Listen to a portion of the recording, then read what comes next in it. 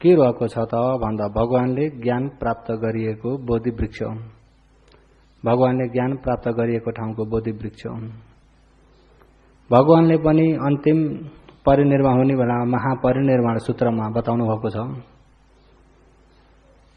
अहिले जो मलाई दर्शन गर्न आउने व्यक्तिहरूले मलाई दर्शन गर्न सके छैनन् र बोधि वृक्षको दर्शन गरे भने पनि म भगवानलाई दर्शन गरे बराबरकै पुण्य मिल्छ भन्नुभएको छ।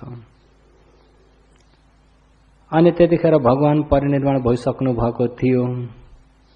भइसक्नु भएको हुँदाखेरि बोधि वृक्षलाई नै गएर दर्शन गर्छु, भगवानले ज्ञान प्राप्त गरिएको ठाउँलाई।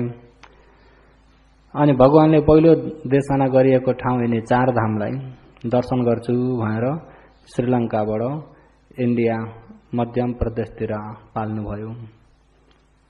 अनि आउँदाखेरि त्यतिखेर हावाजातहरू थिएन।